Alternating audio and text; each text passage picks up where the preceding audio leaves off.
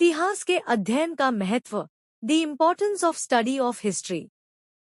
प्राचीन भारत के इतिहास का अध्ययन कई दृष्टियों से महत्वपूर्ण है। इससे हम जान सकते हैं कि मानव समुदायों ने हमारे देश में प्राचीन संस्कृतियों का विकास कब, कहां और कैसे किया। पहला, इतिहास का अध्ययन यह बताता है कि उन्होंने कृषि की शुरुआत कैसे की, जिससे कि मानव का जीवन सुरक्षित और सुस्थिर हो सका।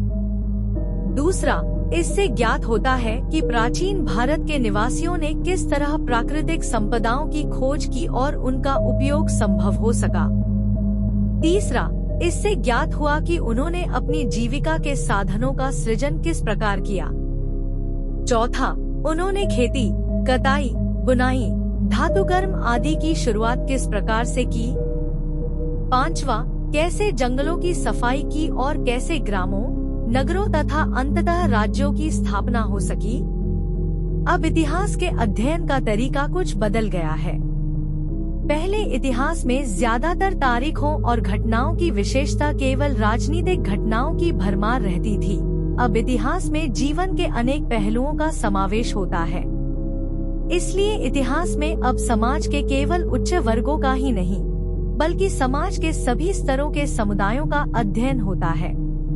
अब इतिहास में राजाओं और राजनीतिज्ञों के अलावा उन सामान्य लोगों जैसे व्यापारियों, कारीगरों, किसानों और मजदूरों के बारे में भी जानकारी रहती है, जिन्होंने इतिहास को बनाने में योगदान किया है। इतिहास अध्ययन के प्रमुख क्षेत्र है।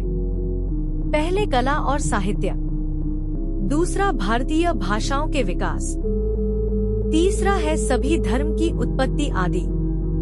अब हम केवल यह नहीं देखते हैं कि सामाजिक कुलीन वर्गों में क्या होता था, बल्कि निचले स्तर के लोगों के कार्यों और रुचियां को भी जानने का प्रयास करते हैं।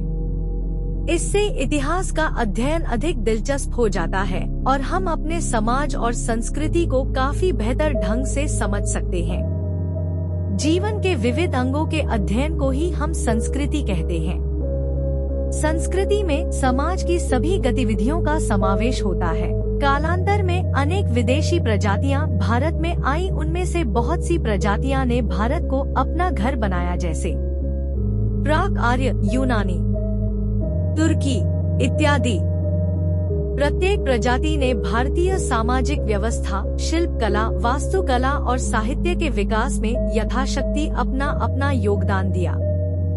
उन्होंने यहाँ शादियाँ की, यहाँ के लोगों में भी घुल मिल गए और भारतीय समाज का अंग बन गए। भारत में विभिन्न प्रकार के भाषाएं और धार्मिक समूह के निवास होने के कारण यहाँ विभिन्न प्रकार की बोलियां, विभिन्न प्रकार के धार्मिक कृत्यों तथा विभिन्न रीति रिवाज का विकास हुआ। प्राचीन काल से ही भारत विविध धर्मों का प्रांगण रहा है। प्राचीन भारत में हिंदू, जैन और बौद्ध धर्म का उदय हुआ। हमारे देश में विविधताओं के बावजूद अनेकता में एकता दिखती है। प्राचीन भारत के लोग एकता के लिए प्रयत्नशील रहे। उन्होंने इस विशाल उपमहाद्वीप को एक अखंड देश समझा। भारत नाम की प्राचीन वंश के नाम पर भारतवर्ष अर्थात भरत का देश नाम दिया गया और इन निवासियों को भरत संतति कहा गया। भारत की इस एकता को विदेशियों ने भी स्वीकारा है। वे सर्वप्रथम सिंधु तटवासियों के संपर्क में आए और इसलिए उन्होंने पूरे देश को ही सिंधु या इंडस नाम दे दिया।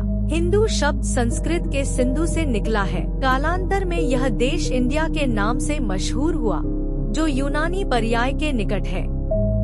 यह फारसी और अरबी भाषा में हिंद नाम से विदित हुआ।